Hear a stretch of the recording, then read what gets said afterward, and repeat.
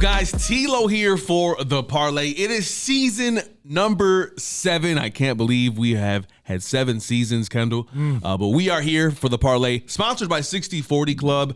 If you want to know this guy's workout regimen, by this guy I mean Mr. Kendall Gill himself, you're going to have to ask him, DM him, find out what it is. And KG, is 60/40 coming back in 2025? It may come back. I'm not sure. You know, I got one of my boys going off to college this summer, so I may have time. But the other one demands a lot of attention as well, so not so sure, man. It may come back this summer. You know, my wife may do it, so she may be the head of it. But I guarantee you, if she does do it, y'all better get out there and join because it gives you results. Absolutely. And there is a regimen, right? There's a regimen. There is a regimen. Yeah, they can find out with you, right? Yeah, they can find out with me, man. Right. You know, there is a starting point and there is an end point. And by the time you get to the end point, you'll be in the best shape of your life. All right. Well, there you go. Y'all better pay attention to that. Right. I'm speaking to myself, which I've never gone to 60/40, by the way. So yeah, you haven't. We've been waiting for you. We're not gonna talk about that though. Yeah, okay. Also, we want to shout out now people who are doing big things this year. So every episode, I want to bring somebody up who is doing something for their community or something good in general in regards to what their passion is about. Stephanie Herrera, who is from the Chicagoland area, she is an author, and she is very inspirational person. She loves working in the Latino community, and she just came out with a book called Today's Inspired Young Latina. It's on the screen for you guys to see.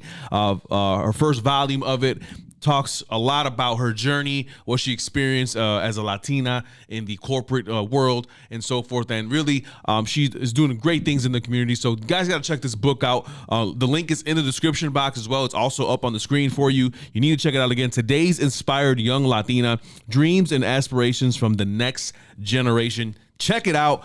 Stephanie Herrera, shout out to you, doing big things, and check out the book. I got to get my book. Matter of fact, I'm gonna pick it up today after this episode shoot. So, and give it to one of my good friends.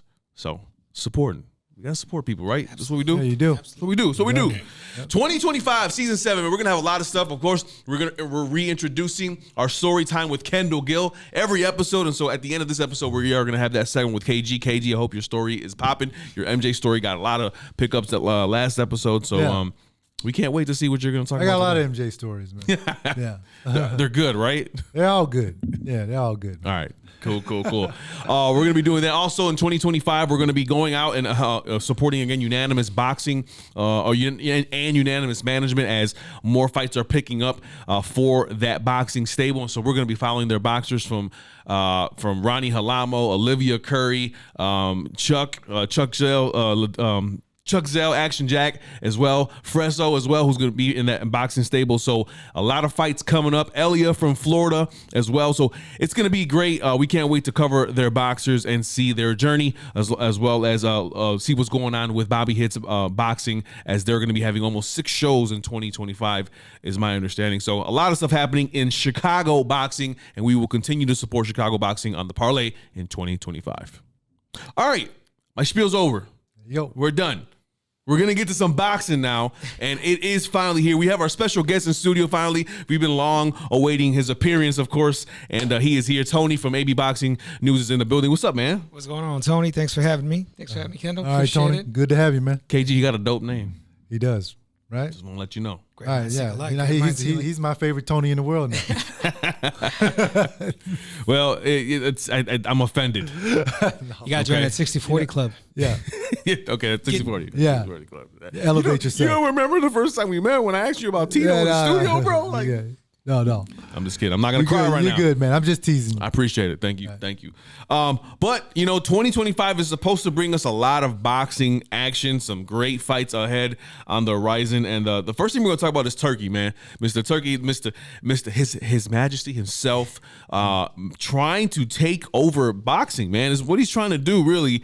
And I'm honestly here for it. And the biggest news right now at the top of that is Canelo and Crawford. Still a conversation to be had in the boxing community with promoters, right? And the boxers themselves. But really, Turkey's trying to make this happen. It's a big money fight. I think maybe the biggest fight so far if it happens in 2025. But fellas, will it happen? Go Go ahead, Tony. I'm hoping it does. It seemed like a dream fight initially when it was kind of chalked up out there. And I'm hearing the negotiations are moving along. How true is that? I don't know. But if it does, something to certainly look forward to in May or September, perhaps, before the end of the year. Yeah, I mean, I think it's going to happen. I think it's too much money on the table in order for Canelo not to look at it seriously, in order for, I know Terrence wants it, but it's all a matter of whether Canelo wants to seal the deal. I mean, he's still got fights. He's still got the Benavidez fight out there. He's still got the Bivol fight out there that he wants to rematch. I think that it would be good for him to go down because I think he's going to walk in as the favorite because of the weight. He's younger. If he does accept the fight, I think it's a good stay busy fight for him at the same time, and I'll favor him in that fight. As much as I like Terrence Crawford, I will still favor Canelo. And, he goes down, makes money, makes history by beating an all-time great. In my opinion, Terrence Crawford is an all-time great. Then he moves back up. So I think it'll happen, yeah. We're talking catch weight, though, right? Oh, catch weight, definitely. What we looking at? What do you think? Probably about 160. That's what I say. Yeah, Tony. 160. 160. Yeah, I don't see Canelo going anywhere further down than 160 at this point. Yeah. Yeah, because remember when he fought Mayweather, he had to come in at 153. Had to come in at 153, and that was a strain for him to get down there. I don't think he can come much lower than 160. Yeah, I don't recall the last time he was beyond 160 or below 160. So it's been a while. Well, another fight that we talk about that we haven't talked about here starting in this new year, and they used an AI judge with the Tyson Fury and Usyk matchup. That's a fight that again ended, I think, as we predicted. Usyk outboxing Fury, right? Outlanding Fury. Fury thinking he didn't lose, right? Of course. Right. And blaming the AI judge, saying that we need real judges. Him being comedic as always. But first of all, let's talk about the fight itself. And Usyk. I mean, Usyk. I cannot believe that this guy still has the ability to just take bigger men, outbox them, and then even hurt them at times. Yeah. And he did that again in the second fight. How do you guys feel about the fight? I felt that Fury came in looking better than he did the first time. I felt he was more concentrated. He didn't overlook Usyk this time, knowing what he had in front of him after the first fight.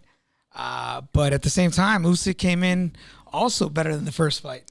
And it was a lot of back and forth those initial rounds, and Usyk did what he had to do as far as to pull out the fight, landing some of the cleaner punches.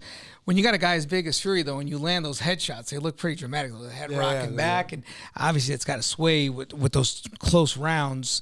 Those shots look bigger just because of the reaction of Fury's body language as he took those shots from Usyk. But, man, Usyk, hats off to him. He really put the stamp on why he's considered one of the greats at this moment. Yeah, and the last time we talked about this, I told you guys that Usyk has a master feint when he does like this, and he was doing it again. He does like this, and he makes you react to it. Tyson Fury was reacting to that feint once again, and then you look at his feet. He's controlling the real estate once again. He always kept Tyson Fury in his wheelhouse, okay, because he always had his right foot on the outside of Tyson Fury's left foot. And so he automatically had Tyson in his wheelhouse. So I was able to hit him so many times, and the way that Usyk can move, the amount of punches that he throws, his ring generalship, is Tyson Fury has never faced that before. You notice Tyson Fury's the one normally feinting guys out of it. Yeah. He feinted Deontay Wilder. He feinted most of his opponents, and that's how he gets his big 1-2s in there. I mean, he's a feinter, but he just met a guy that could feint better than him, and that operates from a southpaw stance. That's why he lost. You got to give it to Usyk. Cleaned out the division, cleaned out cruiserweight, cleaned out heavyweight, and I see Daniel Dubois jumped in the ring, and I think he kind of disrespected Usyk by don't let the man have his moment. Yeah. Then you go, you got a title belt from Anthony Joshua, but you lost to Usyk. already. And it could be questions about it because, Daniel Dubois landed the body shot, which I thought was a legal body shot. I'm right there with you. Yeah. I thought it was a legal body shot. But, and he was out for a 10 count, but they still did not recognize you as the winner. Yeah. Usyk eventually stopped you. So, give the man his respect, let him have his day, and eventually I think that fight is going to happen again with Usyk winning this time. Again. Yeah. More decisive. More decisive. Mm-hmm. Yeah. Usyk has. There's some pundits out there that think Usyk is still not an all-time great. They still want to see more. But I have to be honest when I tell you that from what he's doing is still incredible. And I think he's trying. The way his career has worked, his management and so forth, they're doing the best to get him fights, right? And so I think that what he's had in front of him, he's already a great to me. In my opinion, just because and the way he's doing it, right? I agree. He's outclassing and he's knocked out guys in the midst of it. I mean, when you look at it, he almost stopped Joshua, almost stopped Tyson Fury. Stopped Daniel Dubois. I mean, who else is there? Yeah, I mean, Anthony Joshua's not. That's not happening again. No, I mean, no. That's not. Anderson, that's not a fight that I don't think Anderson wants. Honestly, I mean, the Wilder's done. He's not stepping into the fray. Here's a fight, but would he fight Bacoli? That is a possibility. That would be a good fight, actually. That would be because I kind of like Bacoli. I think he's the boogeyman in the heavyweight division. Bacoli's dangerous. He certainly is. He is. Yeah. Not afraid of anybody either. No. And I love his George Foreman style too, man. I was to say that power is game changing too. So certainly it's a risky fight. Indeed. It is. Indeed. Well, as far as I got to take a step back and I got to say I was maybe a little wrong at that. I expected a little bit of a closer fight. I actually expect that we might see a trilogy when we were talking last time about Usyk versus Fury.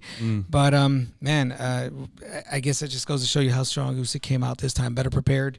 He did what he had to do. As Kendall pointed out, just finding the right footing, controlling that real estate, landing the shots that mattered.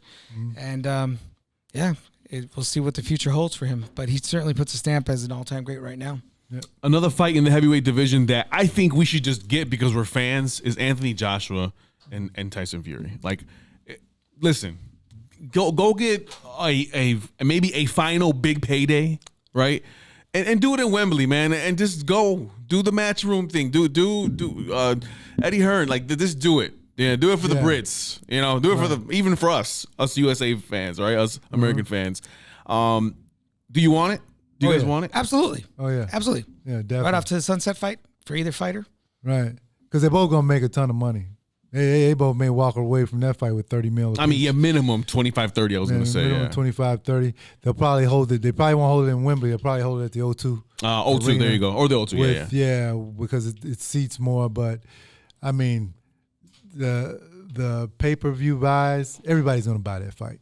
Yeah. Because we've been wanting these two to fight forever. Yeah. Both of them former heavyweight champions, and both of them still intact. I mean, we can't say either one of them is done. No. I mean, so they're still like they're not guys that are fighting each other when they're 40, 50 years old. So why not see it, man? It makes sense. It makes sense to capitalize on it. A little late, but better late than never. Yeah. Because we don't want to sit here years down the road and say, what would have happened if they would have faced each other? I mean, they've been at the peak of their career. They've already come off the top of the mountain, but yet their names are relevant at this day. Yeah, no, they are. Yeah, and I think that unfortunately we're going to probably have to wait again a couple years for the heavyweight division to have some type of spark again because we got that from the Wilder, Fury, Joshua fights when Klitschko lost his crown finally. That was the beginning of it, but we didn't get everything we wanted in this era of they these didn't boxers. all fight each other. Yeah. Which is what we wanted. So it's going to be a little bit of work in the heavyweight division. We have to find a superstar, right? Guy, somebody who's brash or it can be a Wilder and knocking people out for years, right? So it's bittersweet when it comes to the heavyweight division. What could have been is what I say right now, at least starting the year in 2025. But let's go down a couple more weight divisions. And I don't know if you guys seen this, but Javonte Davis mocking Teofimo Lopez in some skit on social media, basically calling him a beggar of money. His career is dwindled. He's in the skit. He has a cardboard sitting down. We'll put this picture up too for you guys to see it. But a 2-time WO world champion, 2-time ring world champion.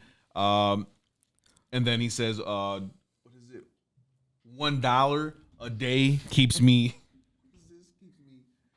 heifers away or something like that. You guys can see that. Haters away. Oh, you're talking about the Teal skit where Teal looks like he's on the streets. Yeah. You know, what are you talking about, heifers? You hang around heifers? Heck no, I ain't about no heifers. I mean, but that looks, I don't know why it looks like this is not good handwriting. Anything. It says anything helps on the cardboard box. But Tank and Teofimo talking trash, right? And which brings me back to this division to where there's so many fights that can happen, but still are not happening because of 50,000 reasons, and the casual fans won't understand, right? Well, they fight each other, right? But will there be a resolution this year? Like, what can Javonte obviously is the king in that sense, right? And Teofimo still attached to Top Rank, and Bob Arum, he doesn't leave yet, right? It's supposedly he's miserable at Top Rank, but hasn't left. So what happens, man? When Shakur gets healthy, when Javonte, finishes with Roach, which by the way, that fight is that fight still canceled? Javonte? Yeah. No, it's still targeted, but they tapped into a potential backup in case that fight the headliner falls through. It was something happened. Javonte had put something up a couple weeks ago about fights against canceled. I'm trying to think of his name. I think that fight will never happen. The reason why is Teofimo? No. The fight that Javonte has scheduled. Oh, Roach. Yeah, Roach. I don't think it's gonna happen because there's no money in it really. I mean, it may be a competitive fight, but nobody wants to see Roach. And Javonte, he's a great fighter, but I mean, we still want to see him with a dance partner. We don't want to see him fight the Roaches of the world anymore. We want to see him fight the big fights, and that's it. I don't have any interest in seeing it. You got interest in seeing it? I mean, I tune into pretty much all the fights I can. But I mean, we won't have interest, but we'll tune in. But I mean, if we were to dissect, I don't really want to see. To answer your question, no, I don't necessarily want to see. I think we all know what the outcome's going to be. Right. I think when we tune in, we like the drama that the sport brings, the unknown, the fact that there is a live opponent in front of you that either guy could win. And so we look forward to that when it comes to the sport of boxing. And so Lamont Roach versus Tank, it's almost predictable. Yeah. But I would certainly love to see a little bit of a shakeup and see all these relevant fighters with Haney coming back, with Shakur healthy, Tank, Teal in the mix. It'd be fun. Certainly the potential's there. Just need to see it happen. Oh, you do. The other names around that division, or at least the division underneath, is, of course, the Ryan Garcia and the Devin Haney's of the world. Ryan Garcia has a small setback. He got injured a couple weeks ago. We saw that I think his wrist was injured or hand. I forget what part. So he has a small setback coming into the year after April because that's when the suspension is over. And so we want to see what happens with Ryan. But the bigger news that came out last week or this week is Devin Haney meeting with Riyadh season. Yeah. And him out there in training. And so, he's set for a big money fight, right? Already, if this is the case. But will Turkey be able to get a Devin Haney, Ryan Garcia rematch? Because if Devin's dealing with Turkey, I don't think he's ever going to leave Turkey until he finishes. With the money that's brought from the Riyadh season, I don't see why fighters would turn it down. Yeah. So I think that's a viable rematch possibility. Yeah, I mean that's where fighters are going now to get the fights made. I mean, they're trying to make Canelo, Crawford. They're trying. They made Usyk, Fury, and Oscar and Turkey are they seem friendly. Yeah, but the thing is willing to work. The thing is they're making the fights. Okay, that's why Devin Haney's over there right now. So I don't think Devin will fight him first fight back. No, but I think that eventually that rematch will happen. I think that they will make an offer to Javonte Davis. I think they will make an offer to Shakur Stevenson. I think they will make an offer to Lomachenko to make them all fight each other. They're gonna make the money so nice you can't turn it down. They're gonna give them the Godfather offer. So you're starting to see Riyadh season turn into what the UFC is, where they have one guy that says, "Okay, you fight this guy," And that's what's going to happen. And unfortunately, you know, the Bob Arums of the world, the Lou DiBella, the Lou DiBellas, the Don Kings of the world, they're going to have to deal with this guy now because he's going to be the Wizard of Oz, basically. He's going to be the one you got to go to make the fights. Yeah. Great way of putting it. Yeah. It's gonna be dope. I really hope to see. I hope that, you know how boxing goes. Things get drawn out, you know. And then now after this first fight drama, who knows what the testing is going to look like? Who knows what the processes and the contracts? Better test. Yeah, all that. It's going to be a long-awaited fight, I think, and it probably won't even happen until 2026. To be honest with you, that's the way things look. Right. But we'll see what happens with that. You know, anyway, his fight with Goodman got called off, right? So now Yi Jun Kim, I hope I said that right, he's stepping in. But they found a replacement. Okay. Yeah, they did find a replacement. You know, anyway, that's the guy. You know, pound for pound best in the world.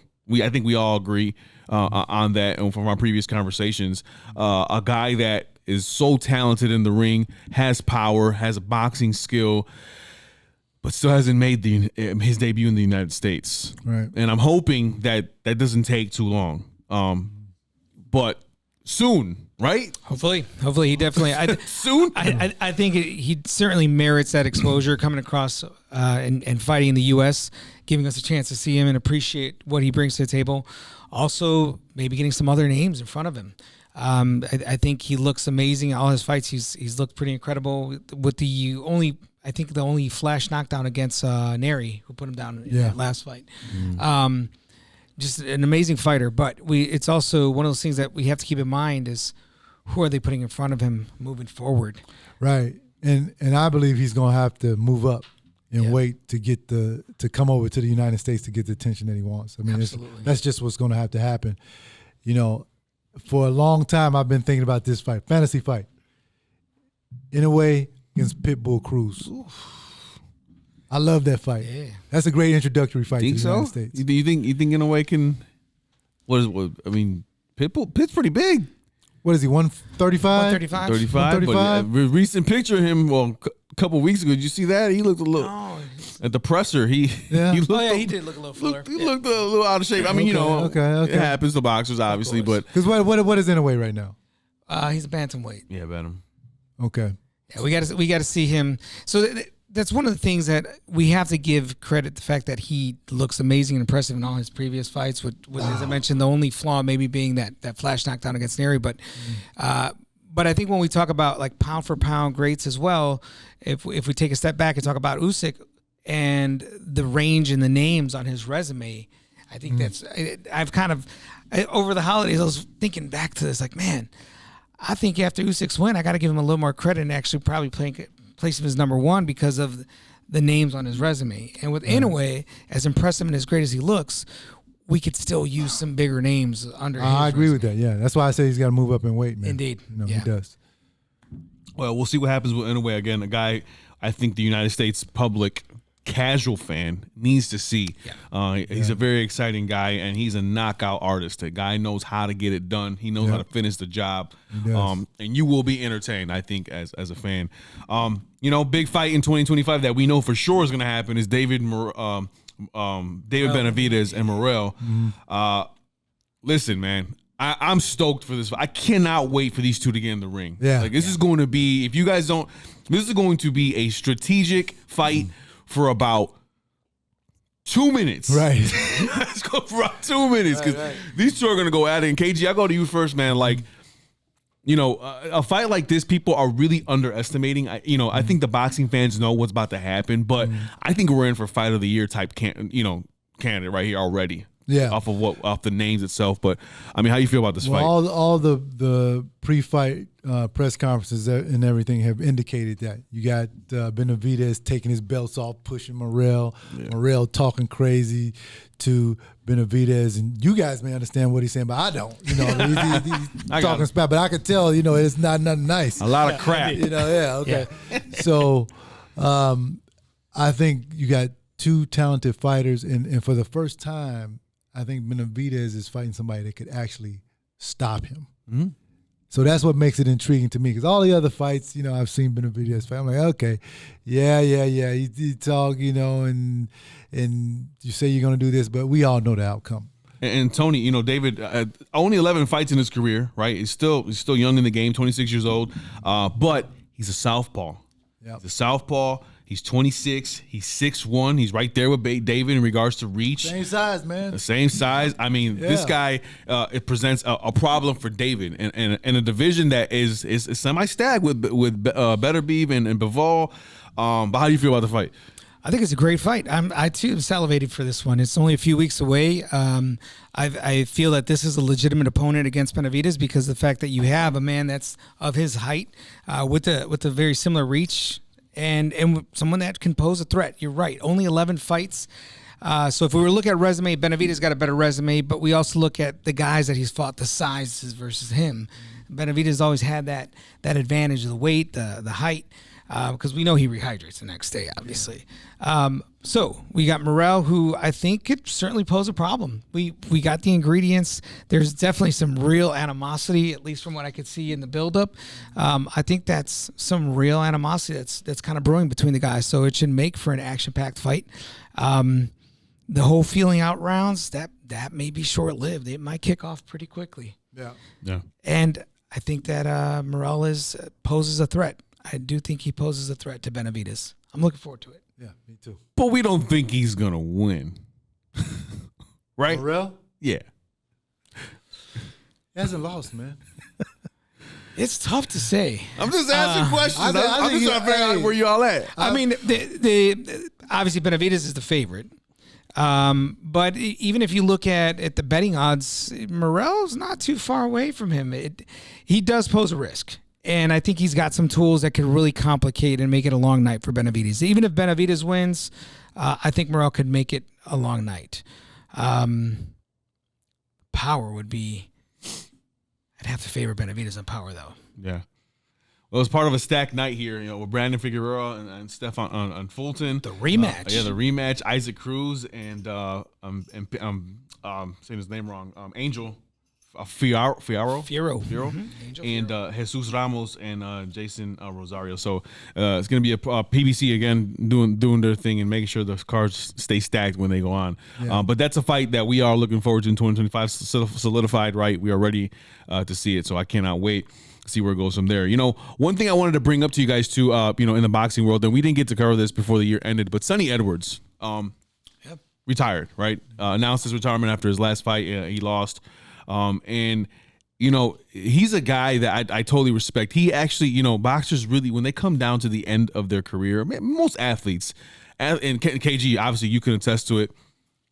There's a moment in your life, in your athletic career, where you have to tell yourself, I think it's done. Right? Either the passion for the game, your physical, right? It can't go anywhere. And Sonny was one of those guys who admitted it, in a documentary I saw recently by Kingsbury. What's the other? Queensbury. They put a documentary up. Yeah, promotions. And he talked about how, I just didn't have it anymore. How would I cheat myself?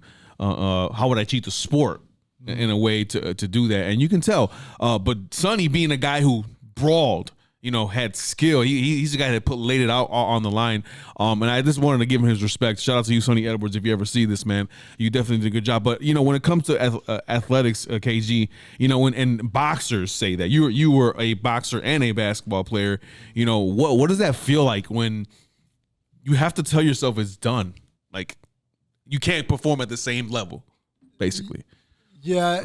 So physically, I didn't have that. Mine was more mental and emotional. Like I was burned out. I didn't want to play anymore. I had a 15-year NBA career, and I can remember the San Antonio Spurs calling me and saying, "Hey, listen, we want you to come join our team and play the rest of the season and everything." And I kept saying no. I said no 4 times, and here's the reason. I would have gone had they guaranteed my contract for the rest of the year, but they said no. We want you to come in and earn it. And then I was like, well, look, after 15 years, I think I've earned it. Yeah. So, you know, if you guys guarantee the contract, I'll come. But they didn't do it. So I was already burned out. And when you tell me you're not going to guarantee the money, then that makes me say, okay, well, the feeling that I have about not playing anymore is the right decision. So reinforces it. Yeah, and so I was ready to retire. You know, just my body wasn't spinning; it was just my mind. And you know, as professional athletes, we all go through that. Now, physically, I can tell you, when I knew that the end was near, it was one game with I was playing for the Minnesota Timberwolves, and I was on the fast break. I stole the ball. I was on the fast break. And you know the left-hand dunk I always do? Yeah. Well, I always used to do. I can't do it anymore. But I used to do that, man, in my sleep, not even thinking about it. But for the first time in my career, I struggled to get there. I was 34 years old at the time. I struggled to get there to dunk it. And then I was like, oh, shit. I was like, that ain't never happened to me before. That's when I knew, okay, in this knee, I probably got about 3-4 more years. That's it, you know, at the most. So I ended up playing 2 more. But, you know, physically, man, when I hit you, and you go home and you think about it for a while, you know, you're in deep thought, like, I'm not what I used to be. Yeah. And I know that that's what happens to some boxers. Even though they think they still got it, perfect example, Mike Tyson fighting Jake Paul. Yeah, oh yeah. You know? He knew he shouldn't have been in no ring. Yeah, but he didn't have the legs. Yeah. He didn't have the legs anymore. Yeah. You know? So that's what it is. And it's a tough thing to go through because you've been like Superman your whole life. Yeah. You know, and then all of a sudden, Superman don't have his cape no more. Yeah. You know, that's what it's like, man. It's tough to go through. Well, our new segment, Story Time with Kendall Gill, is coming up in a second, and so be ready for that. But, you know, we have Tony here from AB Boxing News. And, Tony, I want to ask you a question about, you know, just the social media in 2025 and just recently, how the sport of boxing has really benefited from social media, right? Boxing is not a sport that's on ESPN all day. ESPN First Take's not talking about it all the time, right? The big news shows on FS1. Wow, what a week for that station. But you know, it's not your mainstream sport, and so. Platforms and small shows, podcasts such as yourself, right? Your platform, our platform, Fight Night Chicago is another one from here, and many that we've interviewed is important and essential to the sport. How do you feel about that when it comes to boxing and what you do? You travel the country and see fights and talk to boxers we've seen on your platform.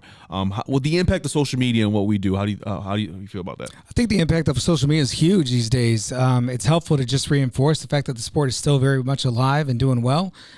It certainly can merit some more exposure, but channels like what you guys do here at a local level with the Chicago boxing scene, also with Secback, AB Boxing News, there's Blue Boxing, there's a handful. OGs. Yeah, the reality is we just give that opportunity to help fighters get out there, call out whoever they need to fight, and really advocate for themselves. Because a lot of these fighters, that's what they're doing these days too. Yeah.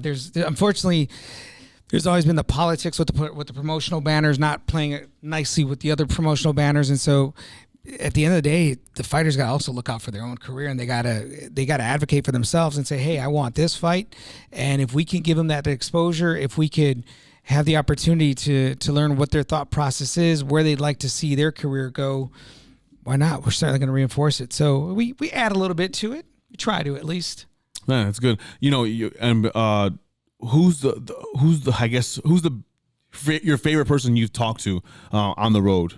I don't know. Man, so I've interviewed a handful of fighters. I always come back. The fighter that gave me one of the first opportunities and who I was always shocked by as far as how well receptive it was Roy Jones Jr., a legend. Yeah. I met him out here in the Chicagoland area. I was telling Kendall Gill the story earlier.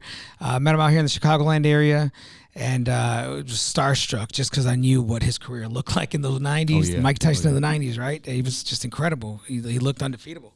And I fumbled my interview with him. I felt the same way. That's right. I couldn't believe he was in front of me. Yeah, so I met him at a little local hotel here on the outskirts of Chicago, and shout out to my boy Roger Romo, who had a fighter on the card at the time. So I was meeting up with Roger, and we were into Roy, and had a chance to talk to Roy, and then eventually the next day see him again. The following days I saw him like 3 days in a row because he had a fighter on the card as well, and just one of the nicest guy. Every time I see him, always willing to give a quick interview and let me know what's on his mind or his thoughts on an upcoming fight now that he's not active. But yeah. And you, I mean, KG, you've had your conversations with Roy too. Yeah. Roy is everything you say about him is true. Willing to help you out in any way. Roy actually, because I asked him, I said, Roy, when you fighting, you always do this feint. I'm like, why do you do that? Why do you do that? And he goes, well, it's sort of, and he tried to put it in basketball terms, it's sort of like the triple threat. You know, when you get in a triple threat in basketball, what can you do? You either pass, dribble, or shoot. He said, well, my feint is like the triple threat. I'm setting up where I can throw my hook, whether I can throw my jab or my right hand. He says, whenever I do like this, I'm just looking at the guy to see what he does, see what his reaction. Yeah, it's that knowledge. He taught me, you know what? I go into sparring and I start using it. I start using it and it's working, man. Yeah. Left and right. So that's why you got to always pay attention to all-time greats when they're telling you something, you know. He dropped a little knowledge on me and it took my boxing game to a whole different level. Drop those gems. Yeah. Another guy who dropped some real good knowledge, and you really just have to appreciate it, is Bernard Hopkins. Yeah, Bernard Hopkins. Yeah, he's. I remember, man, during the times where I would travel to fights and get a chance to interview these fighters and enjoy the fights as well. I remember seeing Bernard at a distance, and I'm like, man, I got to talk to Bernard. I want to pick his brain because I know he's got knowledge. Mm-hmm. And I had a chance to interview him at the Kovalev Canelo press conference. And he dropped some wisdom. I can't recall the exact question, but I remember he's a wealth of knowledge, man. That's all I can say. He is. He can certainly share his experience in the ring. He could also turn it into life scenarios. Just a great guy, actually. I really enjoyed speaking to Bernard Hopkins. And then I had a chance later on that week after the fight to interview him again. And once again, Bernard dropped some knowledge, man. Some of these old school fighters definitely. And they like to share it too. They like to share it. If you ask them, you know, that's the one thing that I noticed. I have a question that I want to ask Mike Tyson. You know, Mike Tyson, whenever he got into the clinch, most of his fights, instead of grabbing the guy clinching him at his elbows like most fighters do, he always puts his hands on top of the guy's arms like this. And I want to ask him that question so bad. Why do you do that, Mike? Or why did you do that? You know, because I don't know. Is it setting up a combination? The only other fighter I've ever seen that do it is Andy Ruiz. Andy Ruiz does it too. By the way, where's Randy, man? You know, that was going to be a topic I was going to ask about when we were talking the heavyweight division. Because that would be, wasn't there talks? Sorry, I didn't mean to interrupt. No, it's okay. Go ahead. Weren't there talks between Andy Ruiz and possibly Wilder? Yeah, there were talks. It was. Nothing's but he fought Big the guy. Oh, Big Baby Miller from New York. Big Baby Miller, yeah, he fought Big Baby Miller, and I think did that fight end up in a draw or did he? Do my Andy? Yeah, Andy. No, Ruiz. he won. He won that fight. I was gonna say he beat it. He beat Big Baby Miller. Okay, well, I mean, it was a tough one. It was a tough one. Andy Ruiz is still a player, man. Yeah, he's still a player in the heavyweight division. Yeah, that was on one of the Riyadh season fights, if I'm not mistaken. It was also the same fight that Jared Anderson Miller got. Yeah, it was the Terrence Crawford fight, the last Terrence Crawford fight. Right. So yeah, no, Andy Reid, somebody who's definitely slightly forgotten though, because again, an activity as well. You know, so again, look at us. We forgot him in our rundown, for heaven's sakes. Yep. Well, it's time for our final segment of the show, which is Story Time with Kendall Gill. Kendall Gill, a decorated 15-year NBA veteran, of course, been in the league for a while. Also a former professional boxer at 4-0, and you've been in the sports world for a while as an athlete and as a commentator. So we know you got stories. So I got a lot of stories. Take your segment away, big dog. What's the story for today's episode? The story for today is the time I was set up with Halle Berry, but I didn't come through. I pulled a Billy Buckner. I choked. I let the ball go through my legs, man, and I lost the series for myself. You do. You called timeout when you didn't have one? What happened? No, so, okay. Martin Lawrence, Kid from Kid and Play, my boys back in the day when I played for the Charlotte Hornets, okay? And, you know, we used to hang out a lot. They used to come to Charlotte sometimes, see the games and hang out some. But the Charlotte Hornets happened to be in New York, and we were playing the Knicks, and they were shooting what's the name of that movie with Eddie Murphy? It's a couple. No, what? Boomerang. They were shooting Boomerang. They were shooting Boomerang. Shout out to Princeton in the building. Shout out to Princeton, that guy over there who reminded me what the name. They were shooting Boomerang, and you know, you guys know the dinner scene there when he was like, coordinate. You remember the dinner scene? Yeah. Okay, so Martin and Kid came to pick me up from the hotel, and we went over to watch them film this part of the movie. So they and all along they're saying, "Yo, man, we got somebody we want to set you up with. We got somebody we want to set you up with." I had no idea it was Halle Berry, right? So I'm thinking it's just some girl that. So we go up to the set, and we go to some penthouse in New York on the West Side and everything. And, you know, I walk in the place and I'm like, damn, that's Eddie Murphy. Damn, that's Halle Berry. And all these people that I've seen all, you know, on movie screens and things like this. And so I'm sitting there and I'm freaking out because I'm watching them actually film this movie. I mean, guys, you know, Eddie Murphy, an icon, right? And Halle Berry. So I still don't know that it's Halle Berry that they want me to set, that they're trying to set me up with. So Kid and Martin are sitting there and we're watching and everything. So Halle, after doing one of her breaks, she comes over and she has some grapes, right? And she stands right next to me, right? And she goes, "Hey, you want some grapes?" And I'm so scared. I was like, "No, I don't want no grapes." I can remember it like it was yesterday. I'm like, "No, I don't want any grapes." So she goes, "Okay." So then she walks away. So then after we're done shooting the show, after they're done shooting that part of the movie, we all get in the elevator. Me, Kid, Martin, and Halle. Okay, so because it's time to leave and we're leaving. So Martin and Kid are standing on this side of the elevator, and Halle Berry comes and stands like right here, man, right here, like in front of me. And I can smell her hair and everything, man. You know what I'm saying? It's crazy. And they're sitting there looking at me. It's like, talk to her. You know, they're mouthing that to me. And I'm like, no. So we get down to the bottom level, and she goes, "Okay." She turns around. She goes, "Okay, hi, nice meeting you. Bye-bye." So she leaves, and then when she leaves, Kid and Martin are looking at me like this. They're like, "Dude, we set you up." I was like, "Man, I was just nervous, man. I'm sorry. I was just nervous." They was like, "Man," and so I never forget. After that time, we went to this place called Sounds of Brazil, which is a restaurant to eat. Man, they were looking at me sideways the whole night. They were like, "Man, we thought you was game, man. We put you in the game. You can't even play." Man. You know, so I had an opportunity to go out with Halle Berry, man. But hey, listen, y'all, I blew it. But I got my queen now. All right, and that's what was supposed to happen. That's all that matters. Wendy Gill. Wendy Gill is in the house. Shout out to the wifey. Say, toss that alley-oop. Bro, hey, I was so scared, man. I was just like, yo, man, all my player confidence went away. You know what I'm saying? Yeah. Because I'm thinking that, you know, this is Halle Berry. But the one thing that you got to understand is that all girls or all women, they're the same. It doesn't matter whether they're superstars or whether they just regular old common folk. You know what I mean? They all the same. They all had the same emotions. That's what I didn't understand at the time. Okay? You got to talk to them all the same, treat them all the same. Right? Dropping knowledge. But I had gems earlier. Right?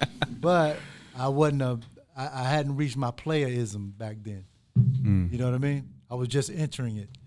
That's when I found out how to deal with, you know, the opposite sex. Wow. You learned any lessons today, Tony? I enjoyed story time. And, as I said, I appreciate gems. Thank you. They were looking at me like a straight punk. Yeah. They were like, "Yo, man, you was a punk." You didn't take no grapes, man, from Halle Berry? No, she was eating them like this too. Well, you still rolling? Yeah, we good. Okay. She was eating them just like this. And she's like, "You want any grapes?" I was like, "No, I don't want no grapes." man, I'm sorry. I'm sure that's a little bit of a trauma for you. Grapes are. They were looking at me like I was a straight up punk dog. They took me to. They said, "Yo, you paying for dinner?" Right. We freaking set you up with this girl. Oh man, They tossed you an alley-oop that you didn't dunk on. I was scared, bro. It happens. It's all right. And the old saying goes, "A scared man don't win no money." Facts. Right. Yeah. Halle is beautiful though, man. So But Halle has had some problems, so I might have dodged one. Yeah, for sure. Might have dodged a bullet. For sure. So what is she have? She got 4 ex-husbands? Maybe 5. 5? I think 5. Wow. I think 5. We'll have to fact check that later in post. That's a very important stat that we need to find out. Yo, 5 ex-husbands, bro. Story time with Kendall Gill gets spicier every episode. Can't wait for the next one. Thanks for the Halle Berry story, Kendall. The Parley, sponsored by 6040 Club. Don't forget to check out if you want to know the regimen for this workout regimen with Kendall. You need to hit him up. He definitely will tell you what that looks like. And also 2025 is about to be crazy, as we mentioned earlier. Stay tuned with us, man. Like, subscribe. Everything we have is in the description box. Again, boxing, the Parley. We're going to be here for it. Here in Chicago, we're looking to collaborate with everybody around the country when it comes to the sport of boxing. We love our sport. Even though they do us bogus sometimes, we still are here covering it and watching it from the masses. So, Tony, we appreciate you being here as well. How can they follow you? Thank you, follow. Thanks for having me. First off, sorry guys. The story kind of got you off track. Yeah, I'm still digesting this whole the whole grape story over here. It's still registering. Thanks for having me, guys. It's been a pleasure. Honestly, I appreciate it and look forward to seeing what 2025 brings for all of us. Yeah. Y'all can follow me at AB Boxing News. That's our YouTube channel, AB Boxing News, and my IG is AB Boxing News Boxstradamus. Very nice. We appreciate you having you. You're gonna come back, right? Yeah, absolutely. Yeah, gotta have Tony's you back. always got to come back. We have great shows when he's here, man. Yeah, appreciate you being here as always, KG. We'll see you in the next episode. And again, don't forget to like, subscribe. Make sure you follow us. TikTok's about to be banned, by the way, on the 19th as of now. So we're still on all other platforms. So make sure you guys are taking care of that and hitting that notification button as always. All right, I'm still distracted from that story, so we're gonna sign off now on a very awkward note. Grapes. I don't want none. I don't want no grapes. You want no grapes? It's the Parley. What up, y'all? TLO here for the Parley. Kendall Gill, 15-year NBA veteran in the building as always. Hey, man, if you like what you just saw, like, subscribe, hit the notification bell. You guys got to follow us. Season 7 is going to be insane. We are going to be here. We hope you are here for it. But, Kendall, let's go. On the court, I need my rematch. That 10-0 game was a fluke. Let's go. Tito, as the great Floyd Mayweather once said, there are levels for a reason. There are weight classes for a reason. You're messing with a heavyweight, a professional basketball player. You're a lightweight. I don't want to take your confidence away from you, Tito. Okay? You've been doing well in your rec leagues. You've been winning championships in your rec leagues. Let's go. Stay on that level. Let's go now. Well, you go practice.